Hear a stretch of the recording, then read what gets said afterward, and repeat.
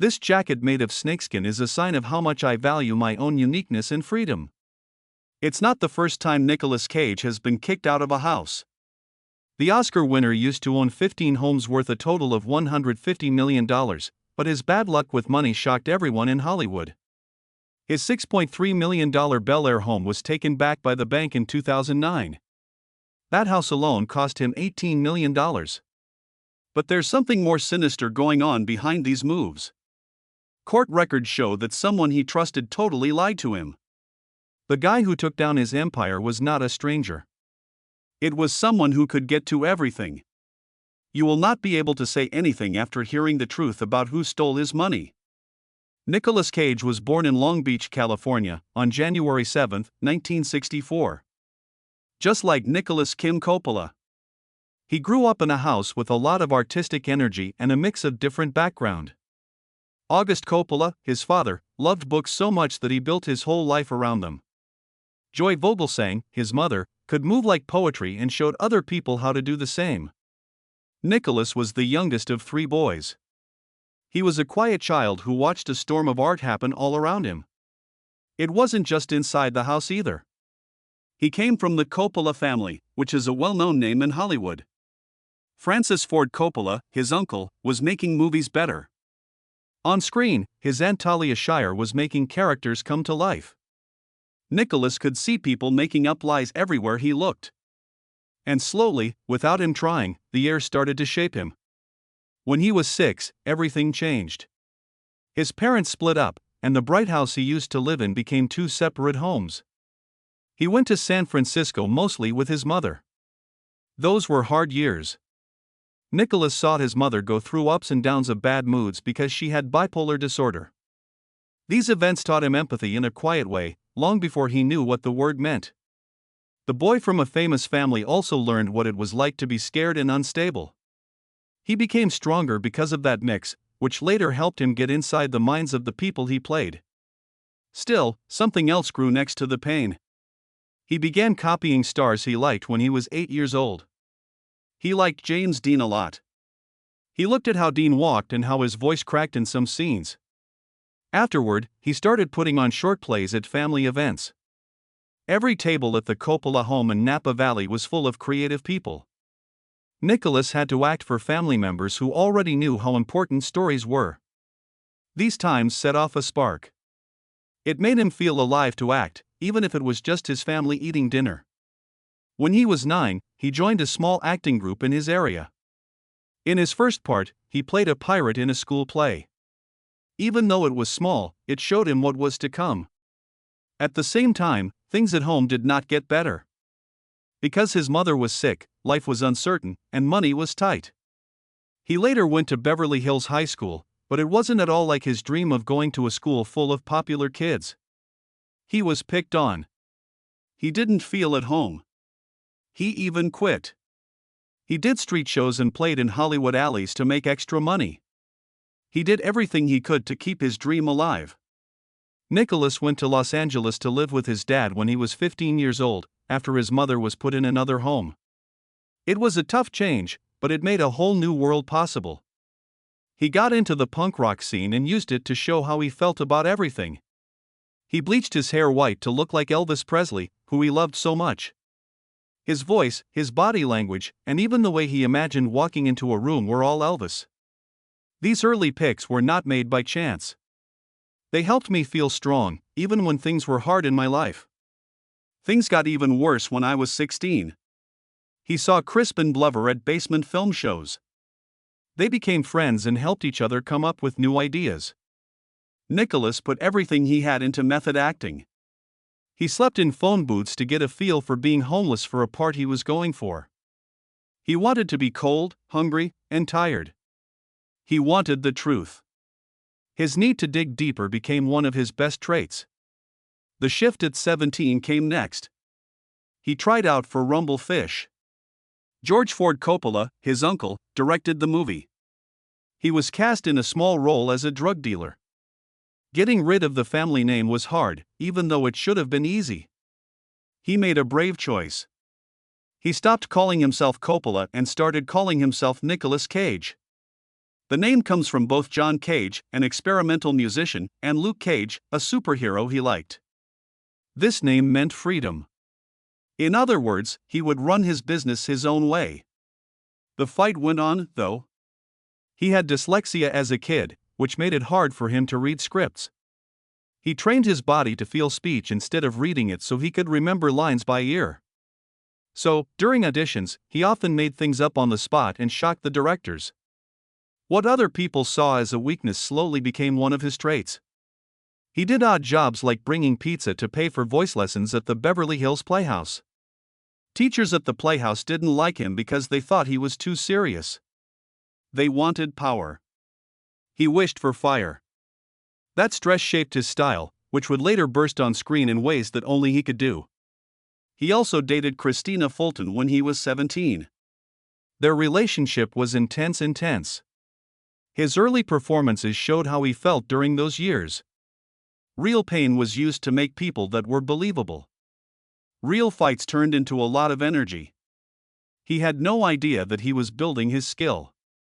These early years painted a picture of a young man who was angry, sensitive, and very artistic. Every hard time made a new edge. With each chance came a new level. These early years didn't just shape him. Nick Cage was made out of him. When he was 18, he really started to get noticed in Hollywood. In 1982, he had a small part in Fast Times at Ridgemont High. He played Brad's friend, a small part that was almost forgotten in the movie. His time on screen was short, and Sean Penn's character got all the attention. The movie still made $27 million at the box office. The director kept Cage's small moment because he liked how he naturally timed things. It didn't make him famous, but it kept the door open. Then, when he was 19, Valley Girl came out in 1983. It was his first job where he had to speak. He didn't follow the script when he played Randy, a rebellious singer. He made up most of it on the spot. There was something new about a teen movie that should have been there. Valley Girl made $10 million, even though it only cost $500,000. His crazy energy was hard to forget. He worked on Rumble Fish again that same year, this time as Smokey, a careless fire starter. As a way to get rid of the idea that he was just the Coppola kid, he worked harder and even overacted on purpose. Critics took note. Many things called him a natural force. The movie only made $1.2 million in its first week, even though it cost $10 million to make, but his act made it worth it. In 1984, when he was 20, he joined Racing with the Moon and worked with Sean Penn again. It tried to stay true to its 1943 setting by using big ships and outfits that looked like they were from that time. No matter what, Cage brought his punk attitude. It didn't go with the tone. And had to film some scenes again. The movie made about $10 million, but it cost $12 million to make. It wasn't a huge win, but Cage's appearance made everyone pay close attention. Then he had one of the craziest moments of his early career. He broke his jaw while playing out a scene for the 1984 movie Birdie. At the time, he was 20 years old. Biting into a raw chicken was a wild thing for him to do. And got the force wrong. The break needed surgery right away. Because he was in pain, his acting had a haunted quality that the director loved. The movie Birdie cost $11 million, and the accident was used in Hollywood stories to show how dedicated he was. In 1984, he also made a brave move at the Cotton Club. He turned down safer parts to play a small, risky part in his uncle's $25 million musical Thriller. The movie only made $14 million, but reviewers said it was great how he played the part. That lack of fear became who he was. He wasn't after safe. He wanted to find the truth. When Nicolas Cage played Moonstruck in 1987, he brought a fire that seemed bigger than the screen. He had the part of Ronnie Camerieri. A man whose pain was like a scar that he wouldn't cover up. The part where he talked about losing his hand 5 years ago was like a confession that still hurt. He held up that fake hand made of wood, looked straight ahead, and yelled that he had lost both his hand and his bride. The way he said it made you think that everyone had betrayed him at once. Based on Metropolis, the scene was carefully put together. A lot of people remembered it because it was both sad and funny in a strange way. When the movie came out, Cage was getting so much Oscar talk that you could feel it rising from the screen. Then, in 1988, he used method acting in a way that most artists would never think to do. He didn't sleep for 48 hours. He practiced weird moves by himself in his hotel room. He was after a real sense of being crazy. In order to make his character more crazy, he even ate live bugs. You could see pure chaos in him as he ran through the streets screaming that he was a vampire. He asked people he didn't know to stab him in the heart. He was influenced by old German expressionist movies and kabuki theater. He used exaggerated facework to show how upset the characters were inside. People didn't understand. Even though some people were scared, the show became a cult favorite because it was so crazy that Hollywood had never seen anything like it before. Soon after, in 1990, he joined Firebirds and tried to match the excitement of Top Gun, but with helicopters. Cage and Tommy Lee Jones learned how to fly real helicopters with the help of military pilots. Without using models or CGI, they were able to do complicated moves, depending only on hard work and skill. It made about $17 million, but it cost $25 million to make. But people who like real things remembered the flying scenes. And you could see that Cage was hungry for danger in every shot. After that, when he recorded Wild at Heart at age 26, a big thing happened. He played Sailor Ripley, a runaway who was crazy about Elvis and had a big heart. The movie made a big splash at Cannes when it first came out. The crowd booed loudly as it won the Palme d'Or, making it one of the most memorable award shows ever. Some reviewers really liked it. Some didn't. Roger Ebert is known for leaving the show. People kept talking about how Cage made the part feel like a live wire, how he fought snakes, and how strange his monologues were. The movie made $14 million on a $10 million budget and became a fan favorite because of the storm he brought to the part. In 1992, after 2 years, he went on his honeymoon in Las Vegas. In the movie, he jumped out of an airplane dressed as Jack Singer. The trick was done by Cage himself. Since August 1991, movies have been shot in Las Vegas, New York, and California. The plan cost $25 million. It was a fun and lively vibe. The scene of him jumping from a very high place made the movie seem almost unreal. Many people liked the mix of romance, comedy, and Elvis impersonators, and Cage's brave act helped it become a hit at the time. From there, he moved on to something much darker with leaving Las Vegas in 1995. For the part, he lost 30 pounds. During some scenes, he drank real liquor. He looked at how someone who had given up on life behaved. The movie came out in October 1995 and won him the Academy Award for Best Actor. When I watched him play Ben Sanderson, it was like seeing someone fall apart piece by piece. It was said by director Mike Figgis that Cage even worked with a drinking teacher to make sure the details were correct. His whole career changed because of this movie. He was no longer called weird. People began to call him one of the best. He played some very serious parts, but in 1994's It Could Happen to You, he showed a softer side. He played Charlie Lang, a police officer who gave a waitress half of the money he won from the lottery because he was out of cash. The prize pool was $4 million. 16mm film was used to make the movie. To make it feel warm and natural. It worked. It was a surprise hit because Cage played the part so honestly and charmingly. A small story with a big heart helped people see him in a new way. It wasn't always easy, though. He had a fight with director Barbet Schroeder over changes to the script for Kiss of Death in 1995. The stress showed up in the play. Cage made up threats. Scenes almost went off track. Some people didn't like how violent the movie was, but it also showed how far he was ready to go. Every feeling he had should have been sharp and dangerous.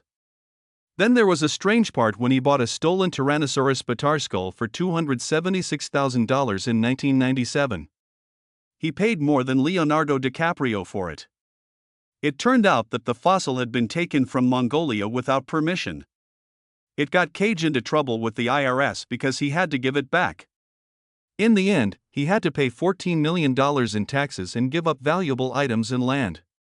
It was one of the strangest star stories of the decade and was a sign of things to come with money.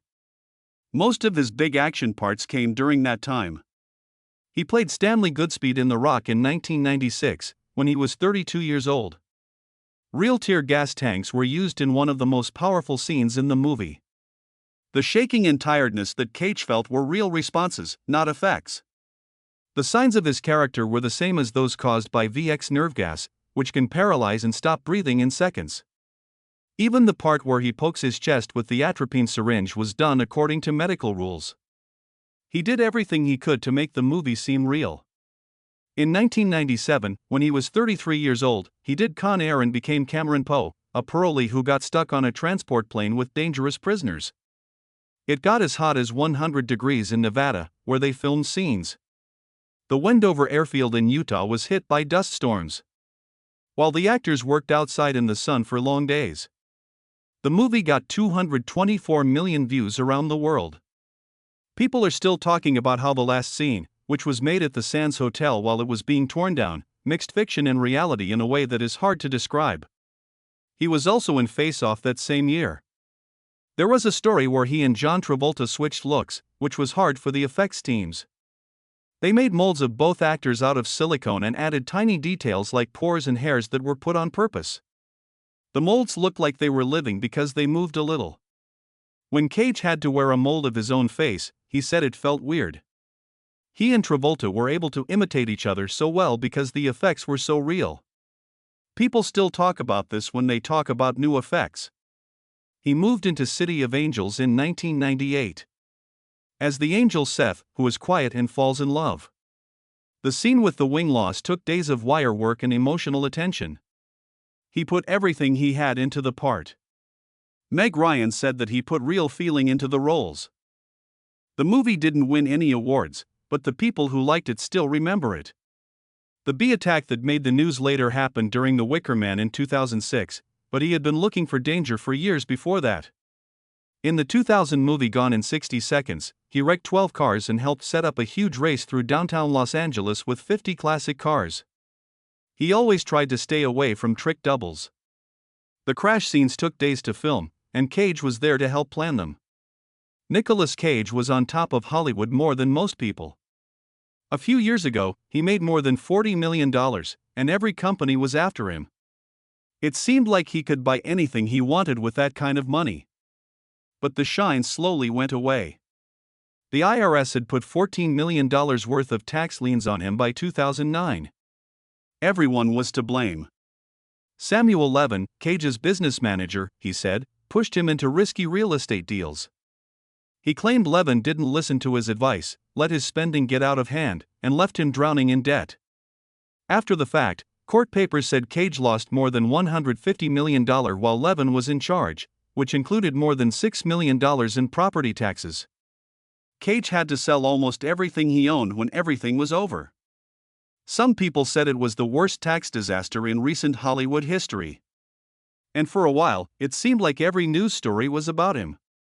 Then Holmes showed up. In 2009, the bank took back his $6.3 million Bel Air home.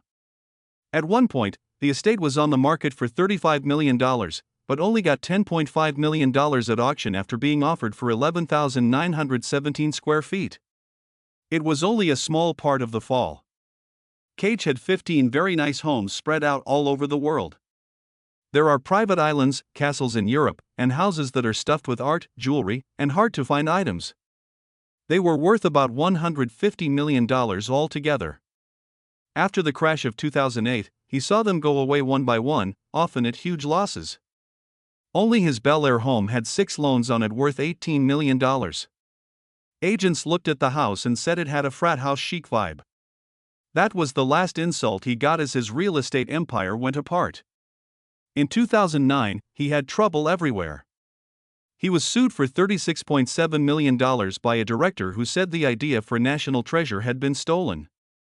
Cage had to pay back more than $5 million in loans from bad real estate deals at the same time. He also bought himself a $7.7 million pyramid tomb in Egypt in the middle of all that. The case was finally settled without a fuss, but rumors about where the movie came from are still going around. The tomb and the case became part of his legend. They were a strange mix of ambition and chaos when his finances were at their worst. Things were even worse at home. As of 2009, the stress was causing him and Alice Kim to split up. They got married in 2004. Cage had to get cash quickly, so he sold his famous comic book collection. Number 1 of Action Comics was the first one to go.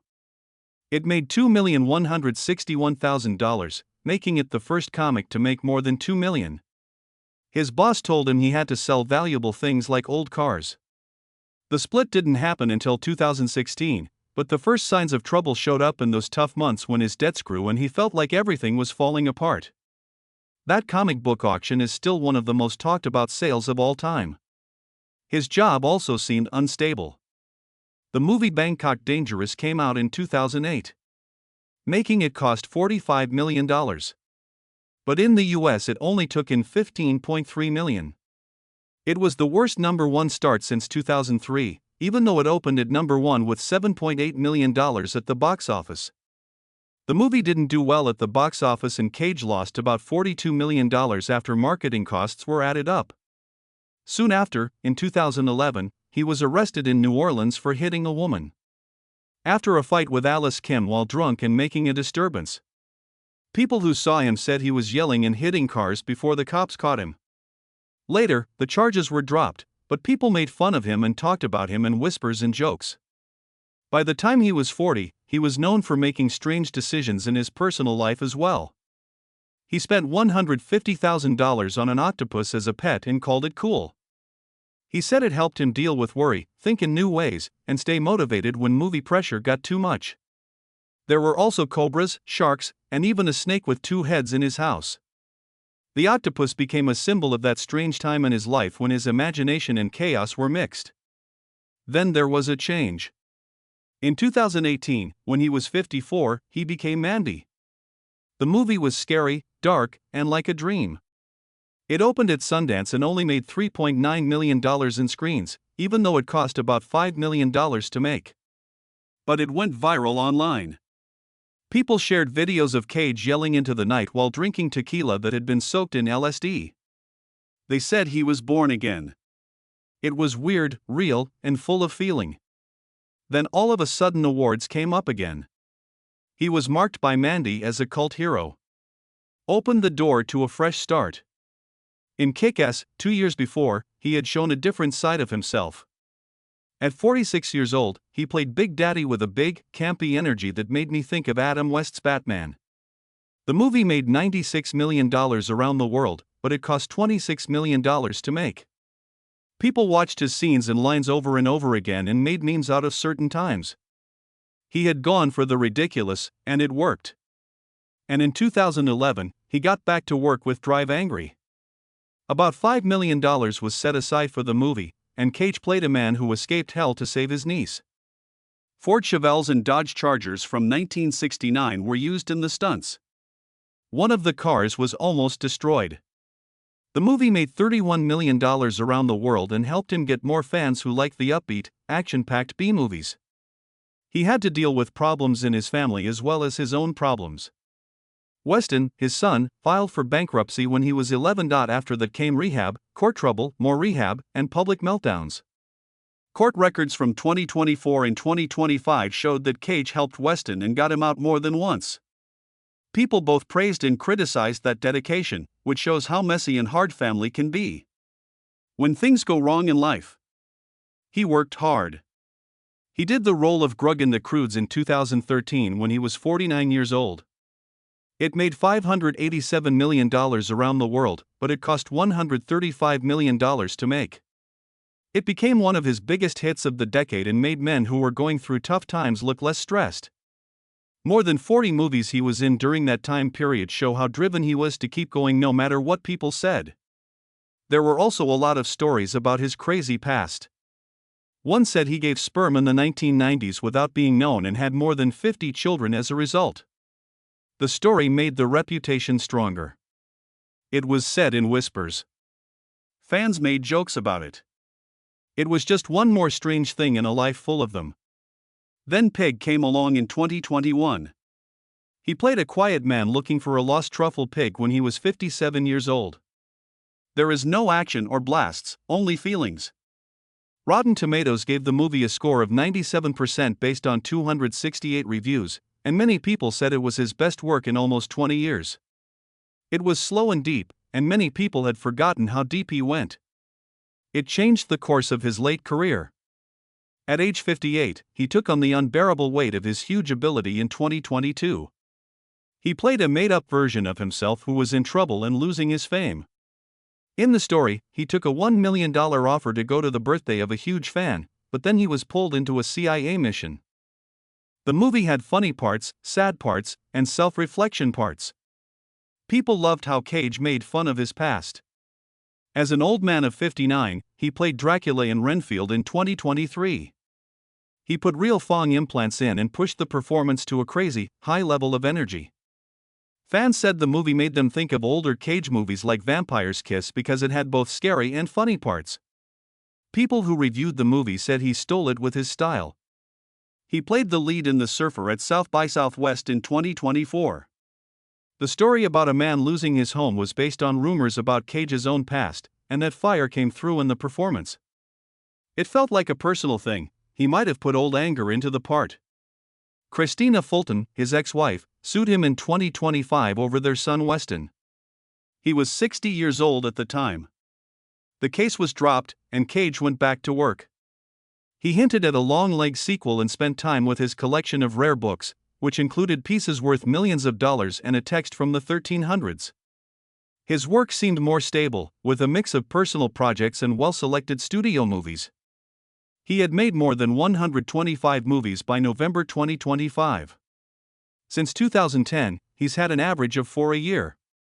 During his best years, he was worth more than $100 million. He owed the IRS $6.3 million by 2023. And had made $2.16 million by selling Action Comics #1. But he slowly got back on track and is now thought to be worth between $25 and $40 million by 2025. His recovery turned into a story of pure strength. He told David Letterman that he saw a UFO over his New York apartment in the 1990s, which was an old story that came up again. He said he didn't understand how the lights moved. And it made him want to play aliens and secrets. Fans loved the story, and it made his fame even stronger. In his personal life, things kept changing too. In 1995, he married Patricia Arquette, but they split up in 2001. Then Lisa Marie Presley came along in 2002. They were married for 4 months. Fans of Elvis couldn't believe it. After that, he married Alice Kim in 2004 and stayed with her until 2016. In 2019, he was married to Erica Koike for 4 days before getting the marriage thrown out. His marriages became a big part of his public image. They were full of twists and turns.